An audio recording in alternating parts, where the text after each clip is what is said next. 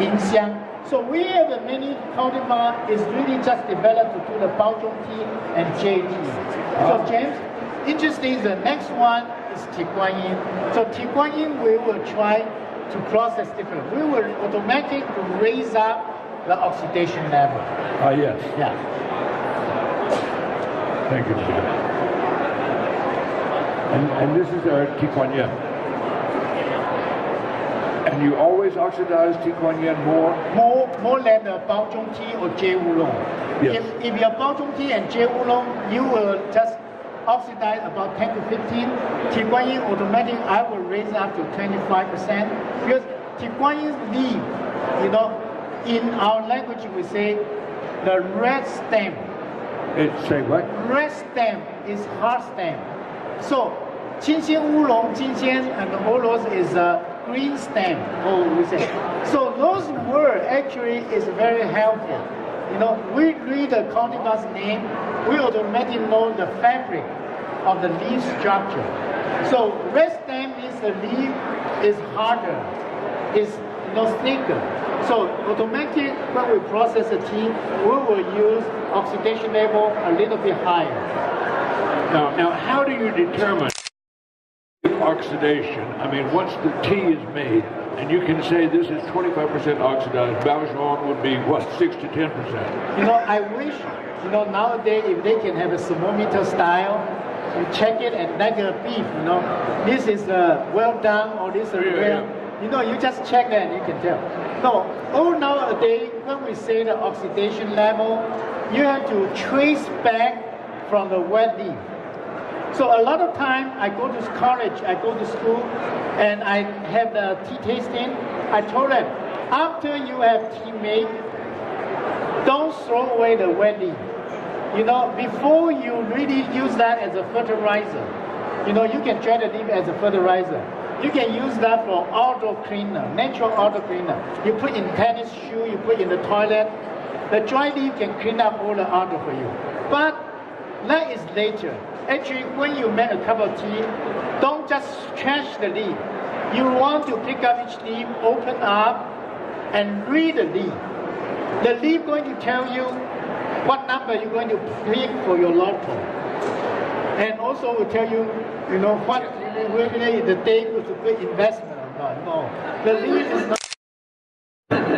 But the leaf just answered James' question. James actually want to challenge me. You know? So what we do is we open up the leaf, we really spread it out the tea leaf. Can I have a leaf, wet leaf, any leaf? Just wet one. So if you have a leaf, you know, open it up. You know, use the both hands. The wet leaf is for you to really check and look at it. How do we judge the oxidation level? Usually, if the leaf, you look at it, Yeah. Usually, if you look at the leaf, it's still, you know, they really don't. But if you pay attention to the age, oxidation always happening from the age to the center. From the age to the center. So you look at the leaf, and then you will see the oxidation start from the tip. Spread it out in your hand. For Baozhong tea, actually only the tip, you know, on the edge of the tip, they start to turn a little bit brown already. So that usually we say about 10%. And then for the J Oolong is already on the circle, lightly already changed. Almost the whole circle already have a little bit red color now. So now we know the oxidation level is going to in the middle. And Tiguanyin, the 25%, and actually the whole circle is almost have a red circle now. The whole edge of the leaf. Yeah. Okay. So this is not meter that you can check what's the oxidation. It's really just a habit developed by the farmer. They look at the wet leaf, they know, and it's, so reading the leaf, reading the wet leaf is so important. A lot of people rush to smell the fresh leaf, smell the dry leaf, and then right away they say, oh, it's good. I hope you don't do that. you are not ordinary tea lover. You are all professional. You pay to come into the show floor. Don't do that. You smell to it. You don't expect the tea smell really good on that. Because we can artificially add a lot of flavor you wanted. You ask for it, I give to you. But if you're looking for the real oolong tea, pure oolong tea, not flavor oolong tea, what you really find? You just smell to it to make sure it's not contaminated. It's not ruined by the surrounding odor. If you put your tea and coffee, a lot of people offer coffee and tea together. And if you store your coffee and tea so close, what happens? You have a coffee tea. Lucky you, you have some tea, nobody have it. You have coffee tea now. So I would say, you really don't want to pay attention just to the you just want to make sure the tea is clean. The tea is not contaminated. But what happened is, actually, when the tea was infused by the hot water, because the tea had been fixed, it's really been panning or steaming by the high temperature. So we use the hot water to get the tea returned to original form. And when they return to original form, we really want to study and read the leaf. And then we see on that from oxidation. Ah, yes. You see the whole leaf already turned brown, automatic, just like Oriental Beauty. You can see that's a 60%, the white oolong. And then you see even go over like Formosa Bonita, Taiwan oolong. It's really from orange red already. So it's not only brown, it's already orange red. Then you know the oxidation level.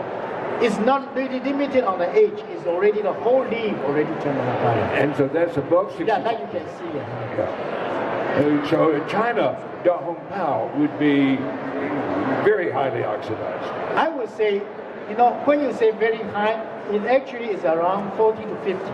It's never close over to 50%. Oh, really? Yeah, Da Hong Pao, I would say, is a rock tea, in the Minbei.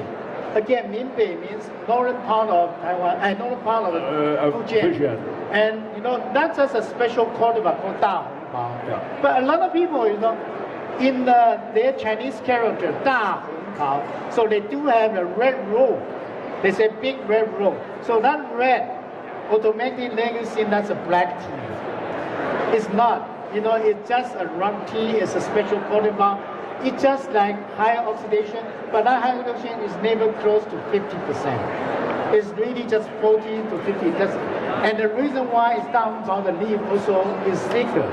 Da Hong Pao, just like Hong Xin, Hong stem. So the thicker. So from the word green stem, red stem, automatically to show you what kind of fabric, what kind of leaf structure.